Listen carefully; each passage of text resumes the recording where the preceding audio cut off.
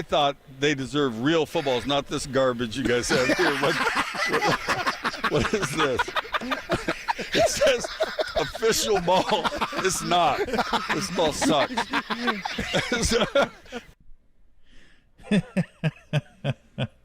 It's always fun having you just heard him. Hell, I feel like we just did the interview, but we didn't. We're going to do it right now, I believe.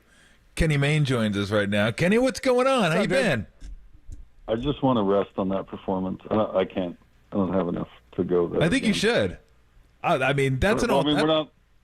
We're not in the same space. I mean, we had the adrenaline of the Super Bowl week, and you're in the loud radio row room, and you guys had a really crappy-looking football that you were giving to people or signing or something. I don't know what that was about. It was crappy. That was a good week, though. That was a good week. I mean, you heard the Joe Montana reference. We raised money for our foundation that week, thanks to Joe helping out at the Bobby Flay restaurant. 2 name drops in one sentence.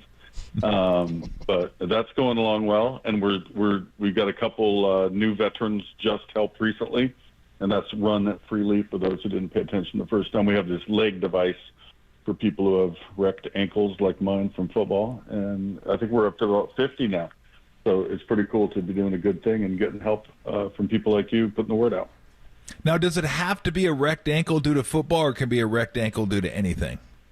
No. I don't know if I might be the only one on the football end. No, I wrecked mine playing football many years ago, got this device, and then Gretchen and I said, let's do something good about it, and started a foundation to raise money so that veterans who have similar issues for different reasons, I mean, they're all over the place. Some fell out of a helicopter, and some were, other accidents in training or at war or whatever, and, kind of one by one getting people back on their feet, literally. The guy who makes it makes everything. He makes prosthetics, for arms, legs, anything. But this specific one is for people with ankles that don't behave. Got it. So if somebody wrecked their ankle just stepping off a curb, you wouldn't go beat it. That's weak. No, I'd feel bad for that person. But if they hadn't served in the military, then I wouldn't be able to help them with things funding. I would tell them the guy's name and number, which I've done every time I go play golf. This summer was like the summer of pretend mid-celebrity golf tournaments around the nation. So I did a whole bunch of those, and I'm wearing this device, right, because I need it. Otherwise, I go away limping. And it was kind of cool, though, because everybody's, oh, did you just get hurt? No, actually 44 years ago. And then you tell them the whole story and the foundation, tell your rich friends, and it's kind of a walking advertisement to get people interested in what we're doing. And listeners can look it up, runfreely.org, and it tells the whole story right there. And there's even a donate button. I got to be in Detroit a few weeks ago at Calvin Johnson's football camp, followed by his golf tournament the next day, and it was so fun. I mean, he's such a good guy. The receiver coaches for the football camp were Randy Moss and Calvin Johnson. That's a pretty solid crew if you're wanting to learn how to run a fade or something. It was a really, really good event, and then they raised some money for his foundation the next day playing golf. That's really all I want to do in golf. I don't want to play anymore. I just want to play in scrambles and have no pressure, and because the score is a joke. You want to quit most days, but then you come right back because we don't quit. Well, you don't take it seriously. You just go out there, grab a beer, hang out, good weather. And if you throw a couple pars in there, that's good. I just don't. The key is lowering the bar, Kenny. You just lower the bar, lower expectations, which works in many different facets of life, I've found, but certainly in golf. Yeah, I mean, once the score's a disaster, if you're not going to be low, for me, low 40s is a good game. If I go 42, 44, 45, somewhere there, I'm thrilled. Anything with an 8 in front of it on the score. But that only happens, 17% of the time. The others are low 90s, mid 90s.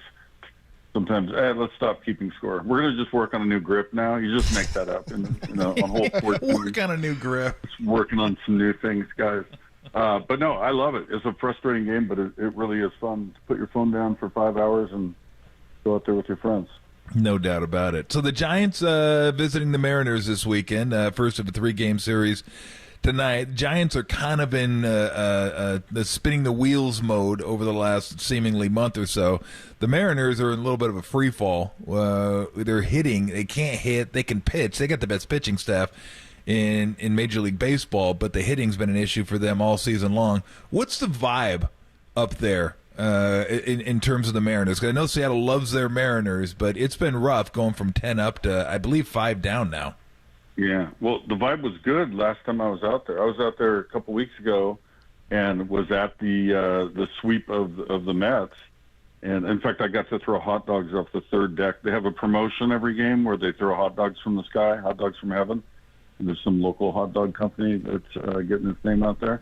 And you throw these hot dogs that are prepackaged with the ketchup and mustard and whatnot.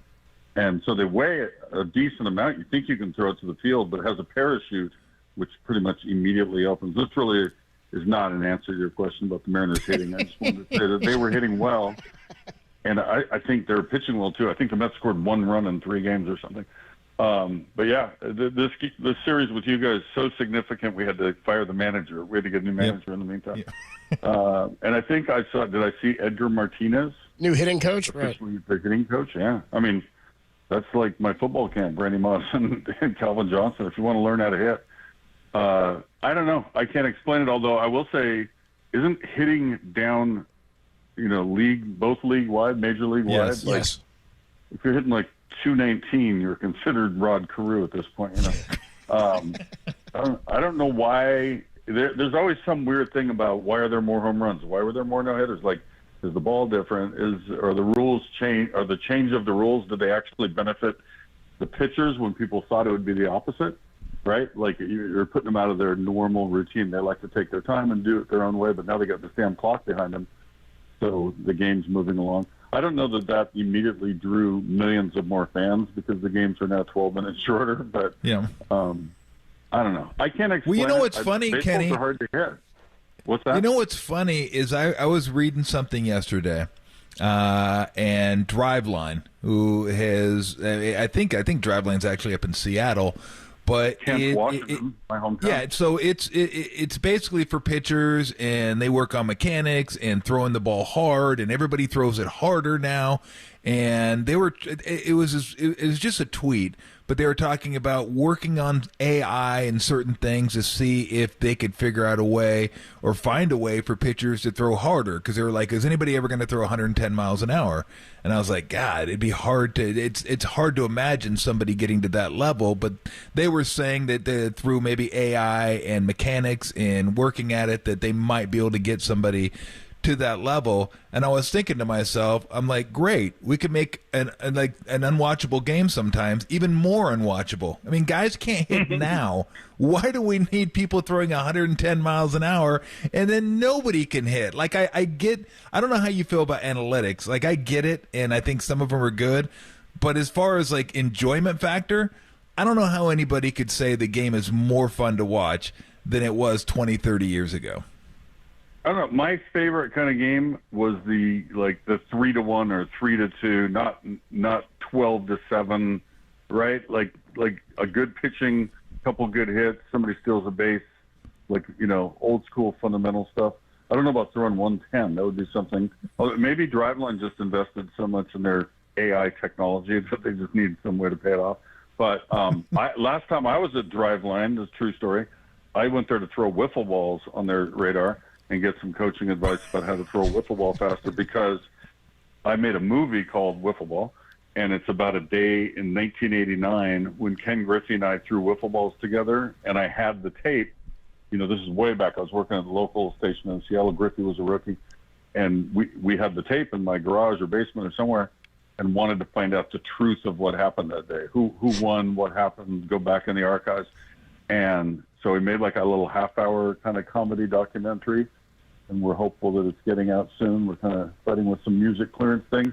But I literally went to Driveline to have the chance to try to beat my number from 1989.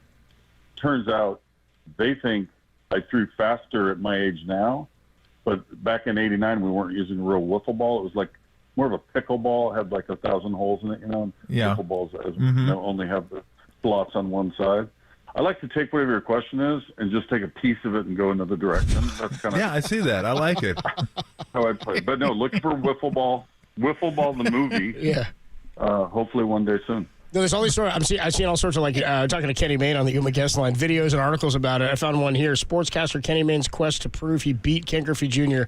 in wiffle ball contest. Do you have a case for it? Was it close? Did you face him? Were you on the hill and he was hitting? What did you beat him in? No.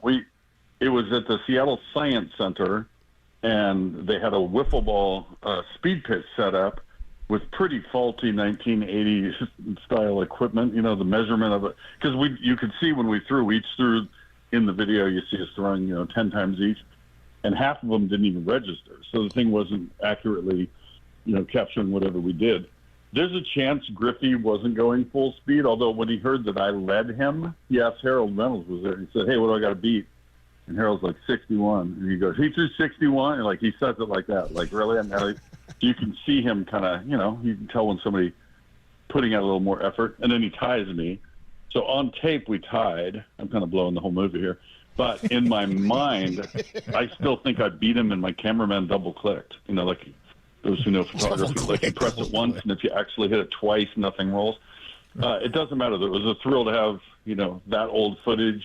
It's crazy seeing him as a rookie. We got Ken Burns in the movie somehow. Did you? Music from Pearl Jam and the Head and the Heart. Those guys, they're pretty good. And a rapper named Sam LaChow. So it was fun putting it together. It took longer afterward. Shooting it was nothing. I think we shot 5 days of different scenes and interviews and whatnot. And then mashing it together and trying to get it out in the universe is kind of the next step. Did you get the cameraman interviewed in it? Talk about the controversy? I wanted him, but he retired and he was volunteering that day. It was our last shooting day in Seattle, and he was giving back to the community. He didn't care about my film. That would have been a very funny interview, though, blaming him for not doing his job. No, he did a fine job. And just getting the tape transferred was something, because we were using what's called broadcast beta tape. So that was kind of like the last, back when people physically had a tape inside the machine, you pull it out and you stick it in the slot to edit. Now everybody's using these little digital cards, that are an inch tall and sending stuff on computers, stuff I don't even understand. But I kind of like the old days. We physically, here's my tape. Inside this tape is so-and-so. But those days are gone. What was your go-to wiffle ball pitch? Well, I have an unhittable spitball. No, for real. There's a way to load just saliva, just turn around, don't let people see. And the spit falls off the ball about halfway to the plate, and then the ball drops several feet. So not too many people have been able to get around on that one. We played, in my day, many different fields, but at my house, one field was fast pitch, do whatever you want. It was a bigger field. The smaller field, which was our principal field, we just kind of had a gentleman's agreement, medium pitch. You weren't supposed to burn the guy out, because it was too small. It would be like your 110 mile an hour pitch. Yeah. It would ruin the game. But my friend Mark Sansevier broke Babe Ruth's home run record in one summer. He literally hit 780 home runs. We kept fast every day. We made my sister come up and sing the anthem. We light up firecrackers. One summer he line the field with my mom's flower. Yeah. We took it very seriously. Talking to Kenny Mayne on the Uma guest line. Just switching gears here. I saw you've been tweeting a bunch about the DNC, and we were riffing on Steve Kerr's speech, and that he stole Steph Curry's night line at the end and politicized it. What'd you make of Steve Kerr's speech at the DNC? I thought he was pretty solid. And then Curry backed it up, right, with his little video appearance as well. I thought he was pretty clever. He was on the undercard. The thing went on really long. It was speaking of baseball, it was like World Series games would go till 12:30 at night. So I'm sure they lost a lot of the Eastern audience that just couldn't stay up. But I watched most of it. I was both inspired and entertained. Dr. Kenny Mayne, nice enough to join us here. New football season rolling around in about a week or two. We always try to figure out what are the most interesting storylines this year. Aaron Rodgers and the Jets certainly going to be a big storyline. Caleb Williams in Chicago. Can the Lions do what they did last year? Repeat performance. Anything that is intriguing to you coming up with this football season? I just care about the Seahawks. Normally, the other That's it. that's your problem. The other things are your problem. No, I'd say all the young quarterbacks. I already had one get hurt. That was too bad. Kid out of Oregon. Penix getting picked down in Atlanta and not knowing how that plays out, is to me very interesting. Mm-hmm. I think Caleb, and he's got Odunze, the receiver from Washington, who was ridiculous for them last year. Like, there's a bunch of exciting, the new starter at Washington, right, coming out. So who the hell knows? I think everybody makes way too much of everything. It's like the old overreaction Monday that a lot of people run. And September, everybody goes crazy for this or crazy for that. Or the same thing even in exhibition games, which they told us we couldn't call it that back when I used to work there. Too much is made of with little information, right? So you can even have a very good team that, whatever, they miss a game or two, and they end up September 2-2, and they end up making it to the Super Bowl. So I think everybody needs to kind of let it breathe for a minute, and then things start revealing themselves better. I think other than the New York biased people on the networks, I don't think people care quite as much about the Jets this year as far as a huge storyline as they did last year, right? That was all that everybody talked about because that was such a big switch. But, Wait a minute, you couldn't call them exhibition games? The league did not like that terminology. You were supposed to call it a preseason game. But because ESPN had a relationship with the league, those of us who said exhibition game, that's what they used to be called back in the day. Yeah. I'm old, that's what they were called. Yeah. I don't know. I'll tell you what, I met the Seahawks new coach at the golf tournament. I was out there for the women's PGA championship out at Sahalee. McDonald? And yeah, I liked him a lot. He looks like he's like 14 years old, but he great energy. The guys seem to be responding to him. Like, he seems to have a really good control. And the funny thing is, the golf tournament was sponsored by KMPG. Did I have it right? The money people, the guys who do your taxes, those guys, the accountants.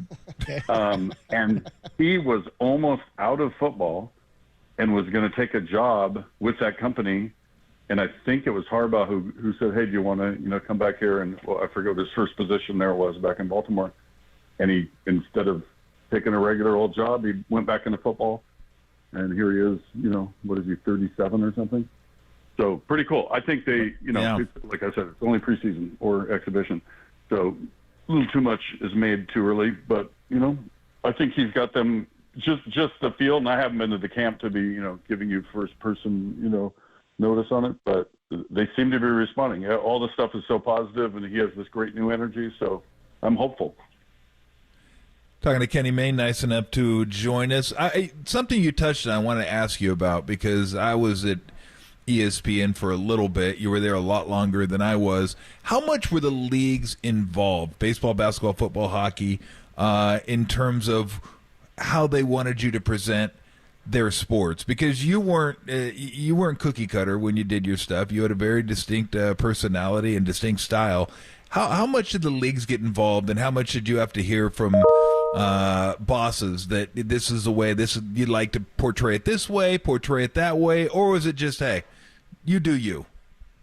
Yeah, no, it was mostly that. I mean, I guess I brought that up I would just remember that somebody saying that, like a big thing, like, hey, quit calling it exhibition. You have to, So obviously somebody had made a phone call. It wasn't like we ever went into a meeting and the show's getting ready and somebody said, all right, today the NFL needs you. It was never like that. But certainly if you said something that wasn't taken well, I'm sure a phone call was made and somebody was spoken to. I think a better one, I remember I was at the TPC Sawgrass back when I used to do golf. So like Ben Pelt and Andy North and the guys were doing the real stuff, and I'd do some stupid make-up story.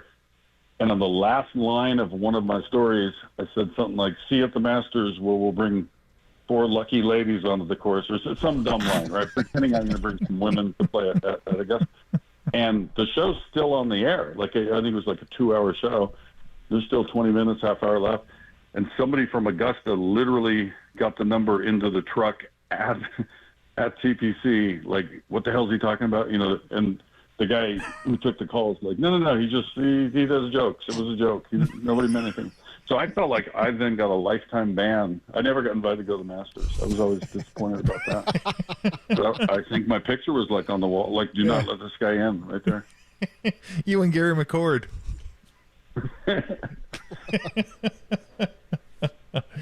Hey, give everybody the website once again. Let it, if you got anything going on. I mean, we always want to help you out with that. Anything you have going on, we'd love to pump it for you. But give everybody the website again. Just let them know what it's website, about. Or do you want? Okay, the one related to my phone is Run. Well, first there's HTTP, right? Didn't we go over that? Slash www. No, I think you can just go to Google, type it in, Run Freely, RUNFREELY, runfreely.org, and that'll take you right to the site. Tell the little story we tell, and hopefully people are moved to want to support it, or at least tell other people about it. That's another way to support it. And we're hopeful, like our next event might be get some people who can throw passes to a couple of the receivers I mentioned, or we find another quarterback who will throw like Joe Montana did during Super Bowl week, because it's such an easy event. It's, it takes 20 minutes, if that. And in that very short time, we get to call somebody up and say, hey, you're next. We just raised enough money. How about you come to the Bay Area, you do a fundraiser, we'll go to your favorite Chinese restaurant. House of Nanking. We can throw boxes of Chinese food around. Yeah. I'd like that a lot. Do you think people would do that for a lot of money, or would we have to get like 1,000 people at $10? Just a line of people outside of House of Nanking. We could be like the guys, in Vegas that have the cards that smack them on the street and hand them out to you. Yeah, but it could all be. But it'll be Chinese food, right? Outside of House of Nanking. You can do like a slant route with some Kung Pao chicken. I'm in. Some post and some prawns. Honey prawns, that's it. Fun for everybody. Hey, Kenny, thank you so much. We'll do it again soon. Have a great weekend. I appreciate you having me. Take care. Thanks, Kenny. Absolutely. Thanks, Kenny.